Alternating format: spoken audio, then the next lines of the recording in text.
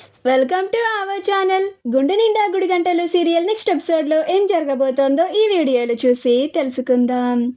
మీనాకి పుస్తలు తీసుకొచ్చిన బాలు అసలేం జరిగింది అని తెలుసుకోవడానికి ఈ వీడియోని స్కిప్ చేయకుండా ఎండ్ వరకు చూసేయండి. బాలు క్యాబ్ డ్రైవర్ లాగానే మౌనికాని సంజుని వాళ్ళ ఇంటి దగ్గర డ్రాప్ చేస్తారు. ఆ తర్వాత సంజు చాలా పొగరుగా డబ్బులని బాలు మొహాన విసిరేసి వెళ్ళిపోతూ ఉంటాడు. అప్పుడు బాలు సంజు దగ్గరికి వెళ్ళి మర్యాదగా ఆ కింద పడిన డబ్బుల్ని తీసుకొని నా చేతిలో పెట్టు, లేకపోతే నీ మనుషుల ముందే నిన్ను బోర్లిచ్చి కొడతాను, నా చెల్లెలి భర్తవని కూడా చూడను అని బెదిరిస్తాడు. అప్పుడు సంజు తన వాళ్ళ ముందు తన పరువు ఎక్కడ పోతుందో అని చచ్చినట్టు వెనక్కి వెళ్ళి ఆ డబ్బుల్ని తీసుకొని బాలు చేతిలో పెడతాడు.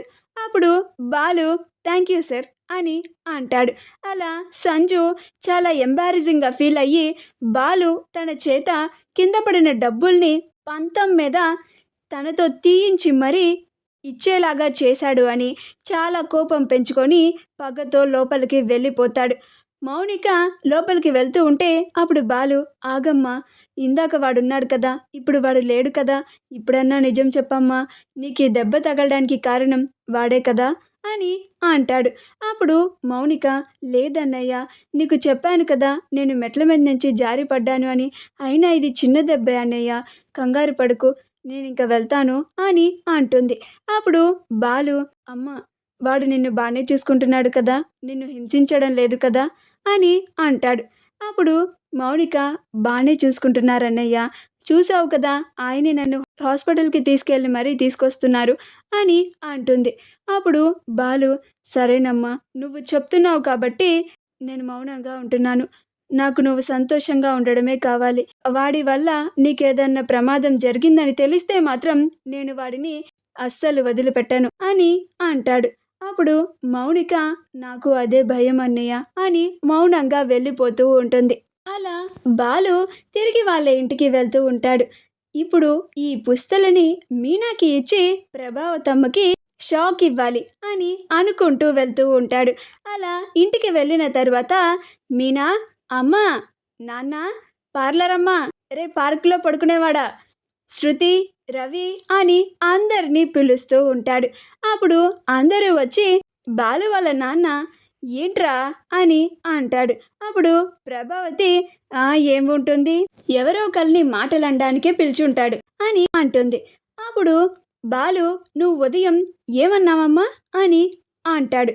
అప్పుడు ప్రభావతి ఏమన్నాను, నువ్వు మీనాకి పుస్తలని చేయించలేవు అన్నాను అని అంటుంది. అప్పుడు బాలు కదా అన్నావు కదా, ఇప్పుడు నీ కళ్ళని గుడ్లకు కళ్ళులాగా పెద్దగా చేసుకొని చూడు, మీనా ఇదిగో నీకోసం పుస్తలు తీసుకొచ్చాను అని మీనాకి ఇస్తాడు. అప్పుడు మీనా అవి చూసి చాలా సంతోషపడుతూ ఉంటుంది. ప్రభావతి మిగిలిన కుటుంబ సభ్యులందరూ అవి చూసి ఆశ్చర్యపోతారు. అప్పుడు ప్రభావతి అది చూసి కుళ్ళుకుంటూ అబ్బో తీసుకొచ్చింది పుస్తులు, అవి తులం కూడా ఉండవు, ఏదో పెద్ద షాపులో ఉన్న బంగారం అంతా కొని తీసుకొచ్చినట్టు చెప్తున్నాడు అని అంటుంది.